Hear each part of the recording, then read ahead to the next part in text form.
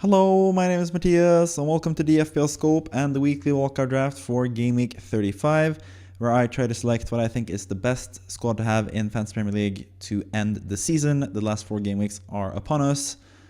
We still don't have any confirmation, as of this recording at least, on Wednesday, of any double game weeks in Game Week 36. That might still happen, but it's only 2 weeks away now, so the deadline is getting closer and closer. So yeah, can't really take that too much into account when making a wildcard draft, but I have sort of taken it into account with this team because it sort of naturally worked that way, because I think there's a chance that the City game might be moved, and there are some other games as well, but I think City assets are like the main things you need to worry about for that game week. So yeah, we have a lot of things in mind for that, but let's just go into it as we always do with the number 1 pick, which is going to be the player that I think is the most important player to have in Fantasy Premier League currently.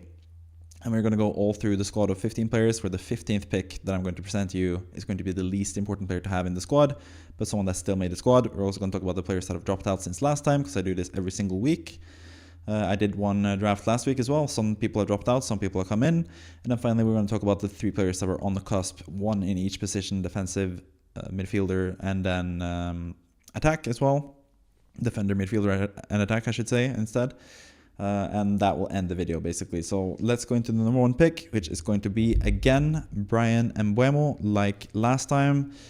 Mbeumo is just someone with really good fixtures. He's so reliable. He takes penalties and free kicks, all that stuff we know about Mbeumo and how good he is. He's also really good in these easier matches. He's shown that this season against the likes of Ipswich, for example. He can definitely hold. He has done that several times against Leicester and Southampton and stuff this season. So you can easily see that game against Ipswich being really high scoring. If there's no double game weeks in Game Week 36, he might be the best captaincy option there. He might also be the best captaincy option this game week against Man United. I know a lot of people are captaining him. I'm sort of thinking about it, but I still also am sort of leaning towards Salah as well. But Bowen is obviously fantastic for really good games. You can't really expect or can't really fault any of the games there. I think he's just a really good player to have in general now. And Mbeumo, so yeah, he's a pretty simple pick at number 1. Number 2, we have Marmoush from Man City. Holland is still not quite back yet. He is potentially back, but I think even if Holland comes back, Marmoush is still going to play on that left wing. So yeah, he is pretty much in the clear. He is going to get minutes. He is on penalties currently while we're waiting for Holland to come back. And the fixtures are also really good. So Wolves at home in Game Week 35. In Game Week 36, you might get the double game week with Southampton and Bournemouth, which is obviously amazing if that happens for the City players.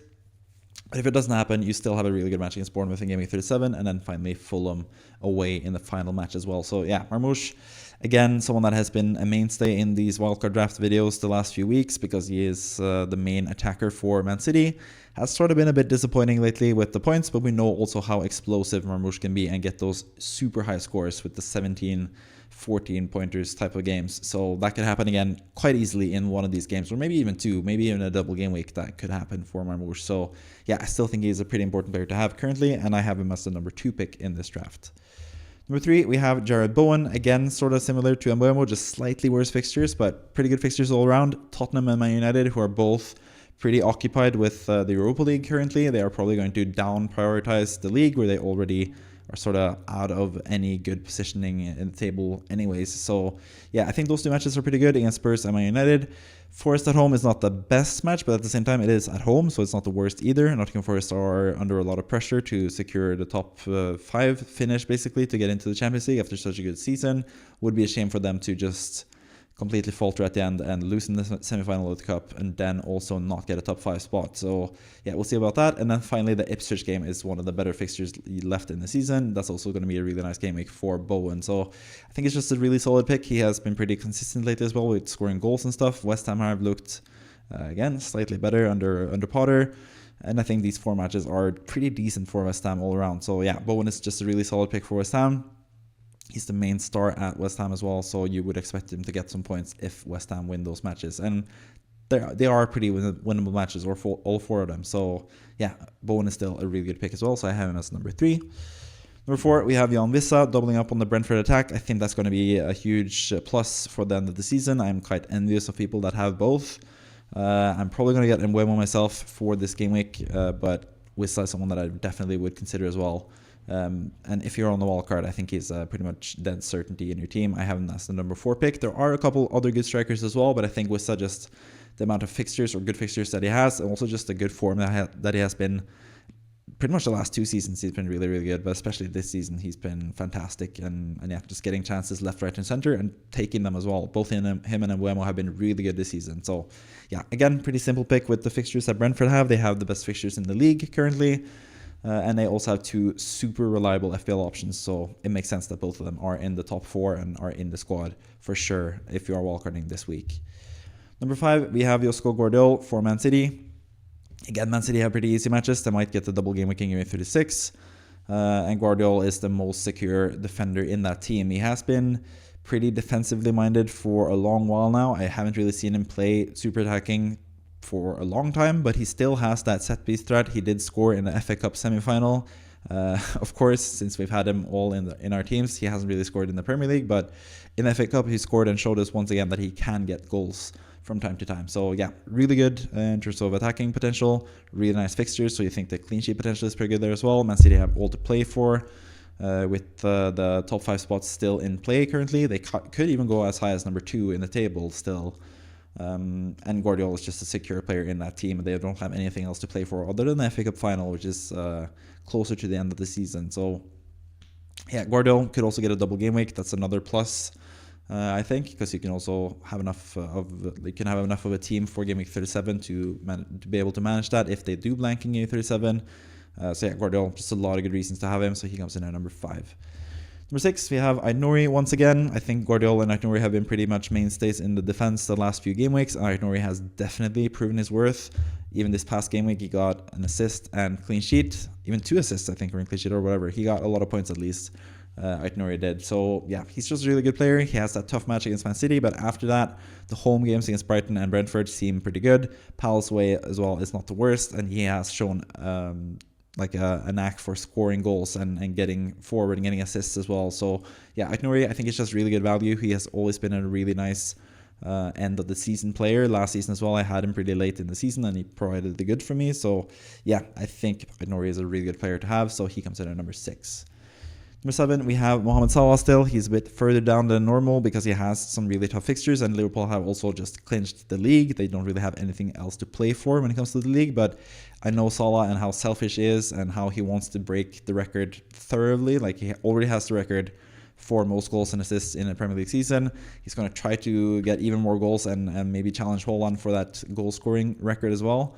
And also try to get those 20 assists, so he gets a 30-20 season potentially, which is absolutely amazing. He's still in the running for the Ballon d'Or as well. He has all the reasons to keep playing, and we know Salah is just someone that demands to play and is always ready to play as well. So I think he will play most matches. I think he is going to be a really good captaincy choice in most matches.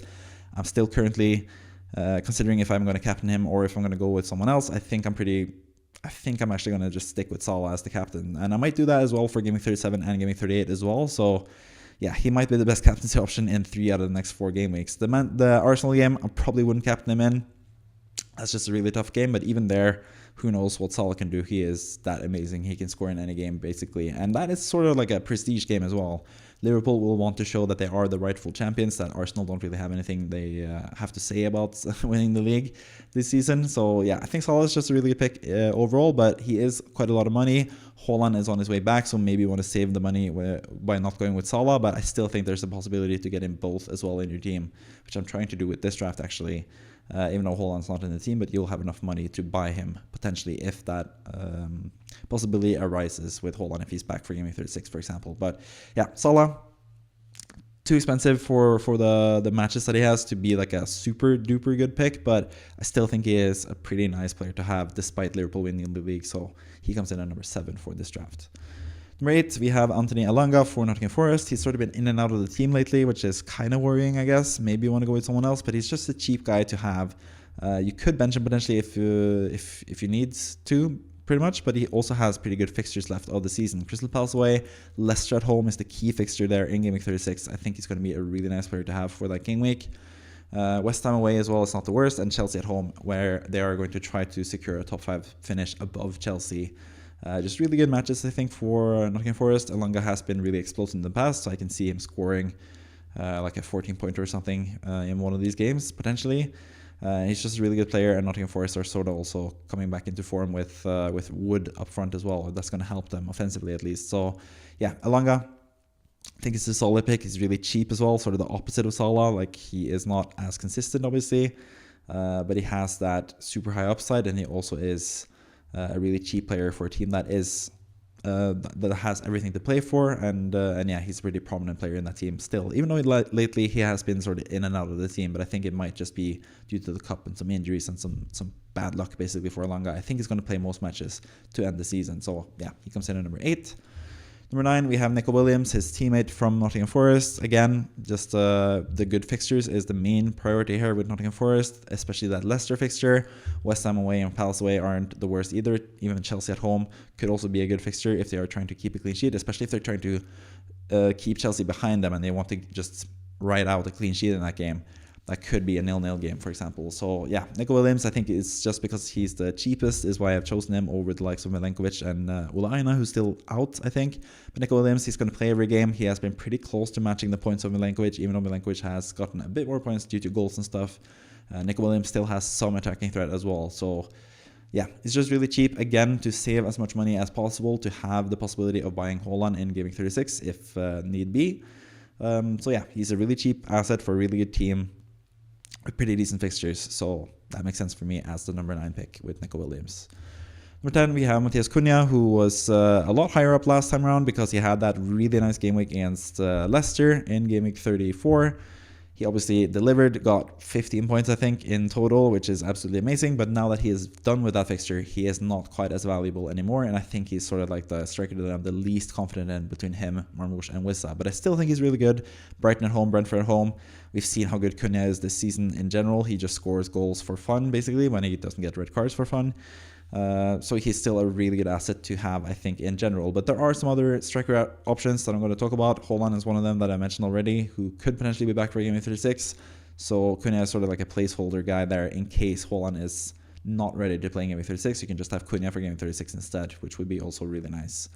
Yeah, Cunha, just the form that he's been in, he's just been a tremendous player this season for Wolves. He's definitely going to go to a bigger club in the summer. So he's riding it out with the Wolves now, where he has been just so good this whole season. So yeah, still keeping faith in Cunha, but he is the striker that I'm least confident in out of the 3 that I have listed so far, or listed in the draft basically for this weekly wildcard draft in Game Week 35.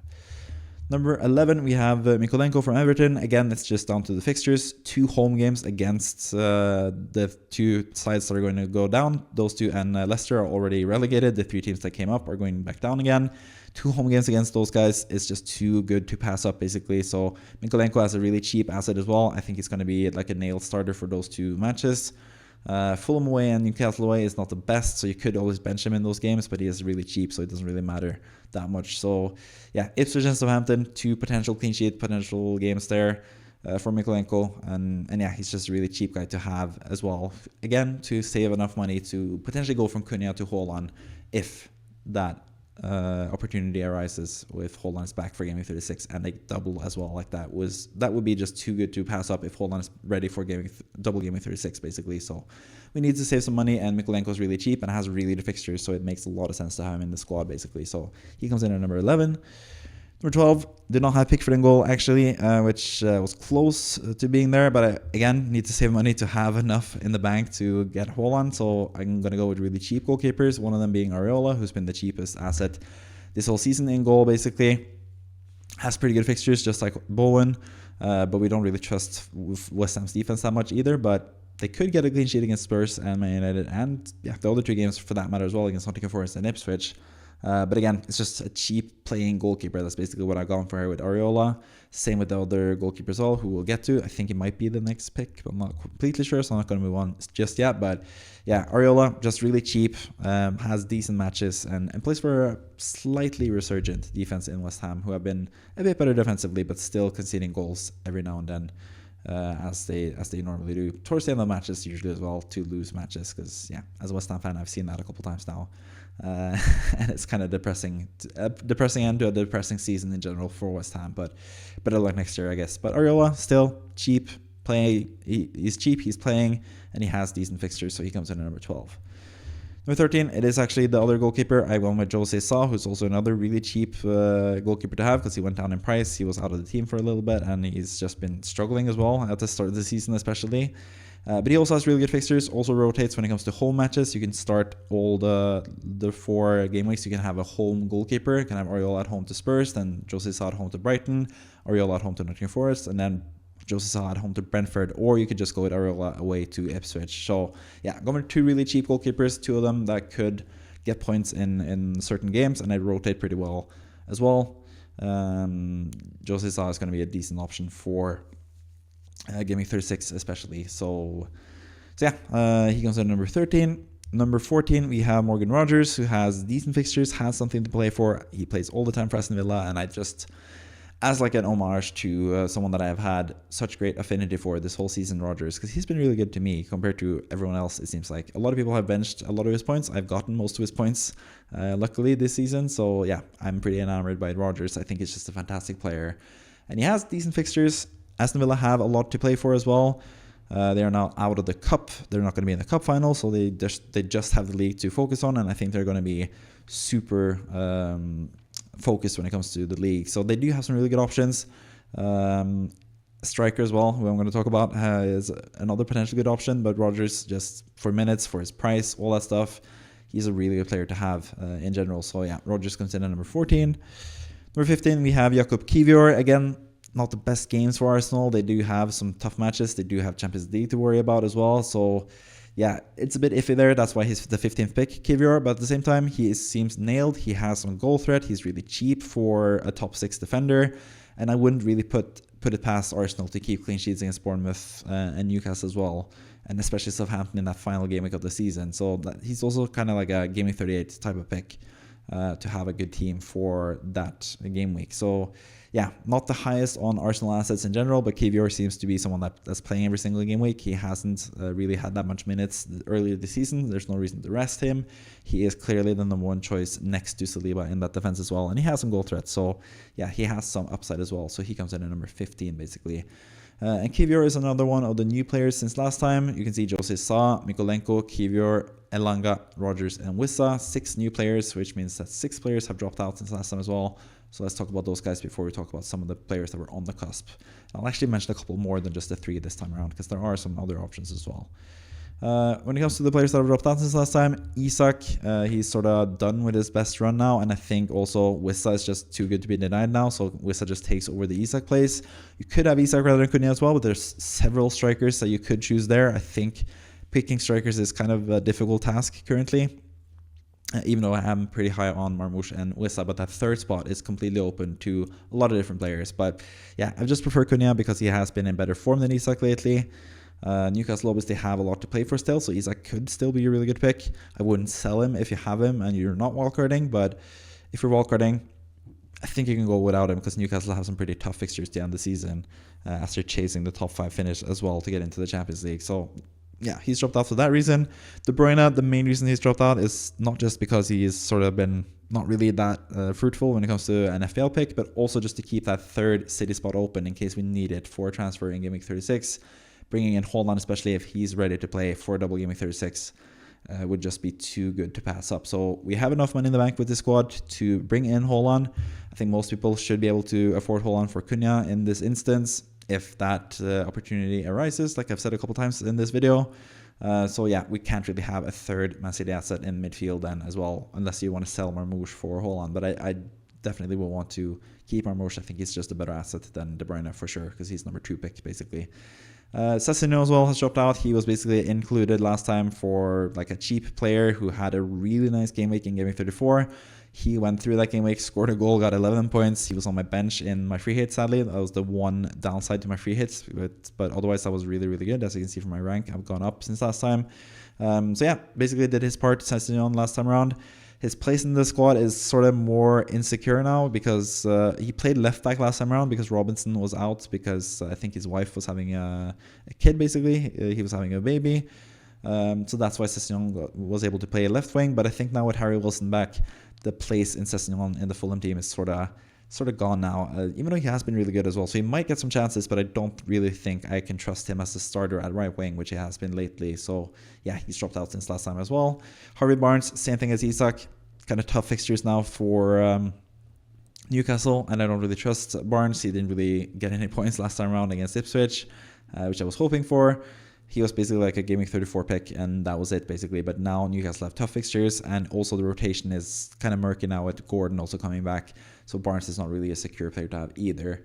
Raya from Arsenal, again, he's going to start most games. They do have a chance to get clean sheets and stuff, but this is just like a save, like a cost-cutting move to have enough money in the bank to get Haaland if you get that chance to bring him in for Game Week 36. So yeah, just preferred Areola and José Sá as cheaper goalkeepers with better fixtures as well, to be fair, than Raya, who has really tough fixtures.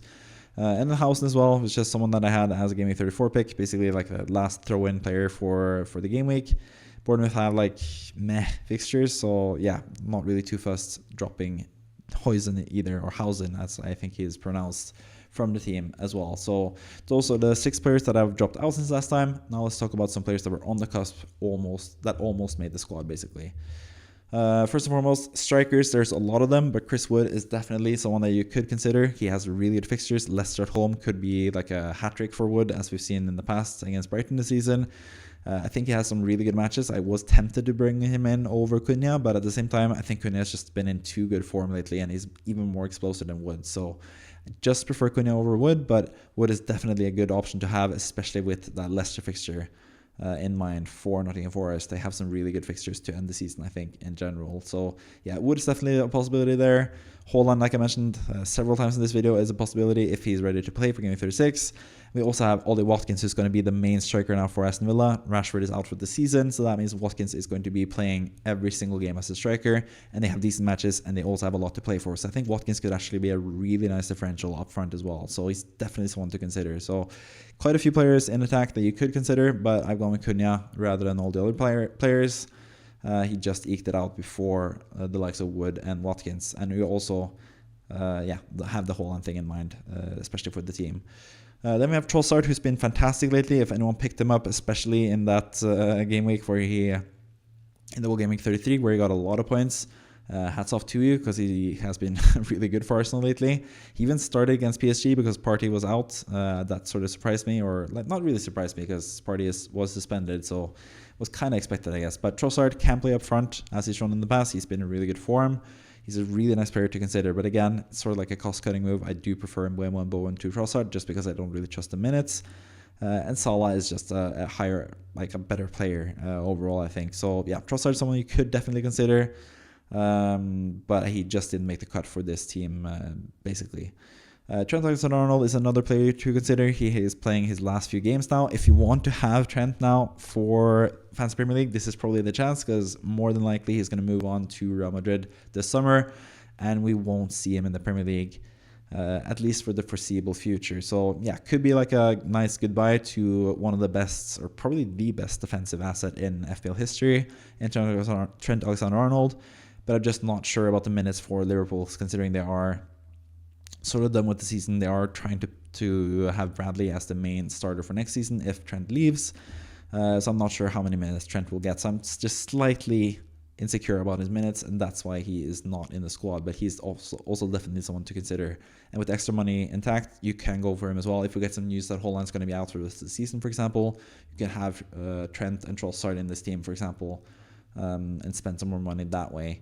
So he's someone that you can consider, but he didn't make the cut just for this team, basically. So yeah, that's pretty much it. I think if you still have your wildcard left, I think this is the game week to use it, basically.